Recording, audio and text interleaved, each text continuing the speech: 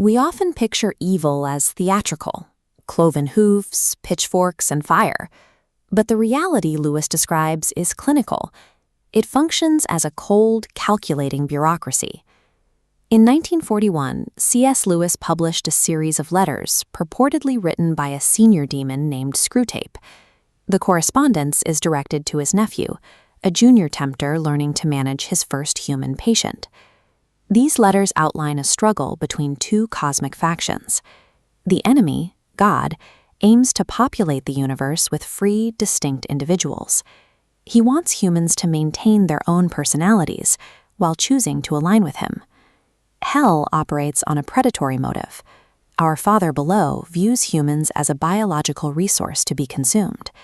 The objective is to strip away a person's free will until their entire being is absorbed into his own ego.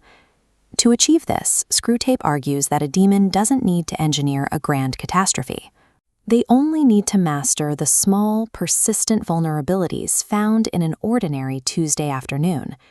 The strategy relies on 3 specific psychological observations that allow a tempter to slowly dismantle a human's connection to reality. The first observation is that humans are amphibians, half spirit and half animal. As spirits, we belong to the eternal world, but as animals, we inhabit time. This means our bodies and emotions are in a state of constant, unavoidable change. Screwtape calls this the law of undulation, a natural rhythm of human energy moving between high peaks of excitement and deep troughs of dullness.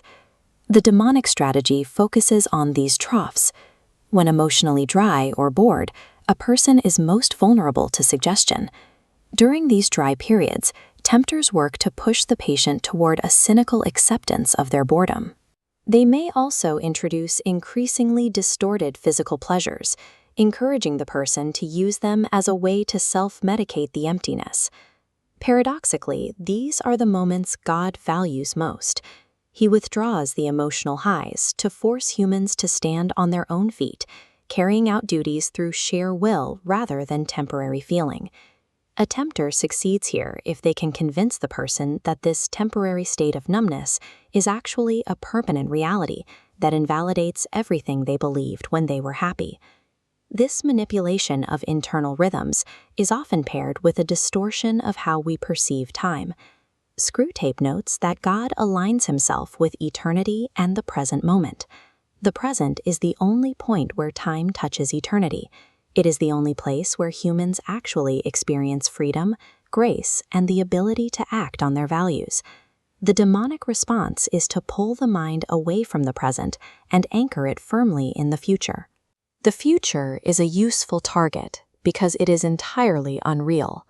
Obsessing over what might happen naturally breeds fear, avarice, and constant anxiety.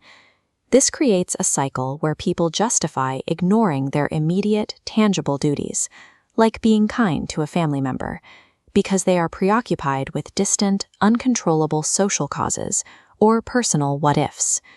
When a mind is perpetually haunted by the future, it becomes neutralized. The person is left unable to be honest or happy in the only moment they actually inhabit. These psychological shifts are ultimately anchored by the relentless weight of ordinary life. For Screwtape, the most reliable way to block a profound thought is simply to surround it with mundane noise. He recounts a patient, an atheist, who was reading in the British Museum. The man began a train of thought that looked dangerous to the demonic cause, potentially leading him toward a deep realization. Rather than trying to argue against the thought, the demon simply suggested that it was just about time for lunch.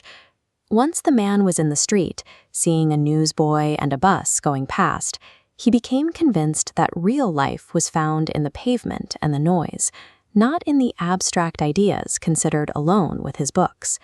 This reliance on the ordinary is reinforced by the horror of the same old thing.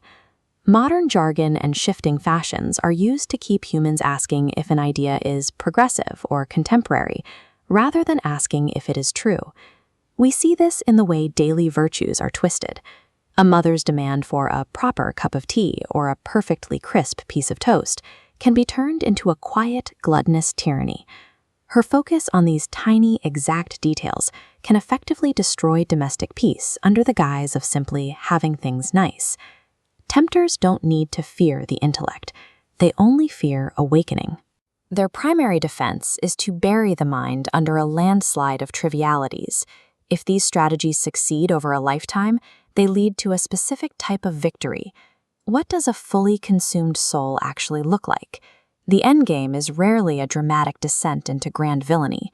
Murder or treason are often too obvious and can startle a person back into their senses. The more frequent result is a life simply wasted.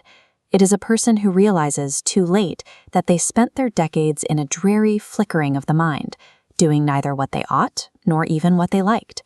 The objective is simple attrition, edging the person away from the light until they reach a vanishing point in the absolute nothing. This brings us to Screwtape's final summary of his life's work.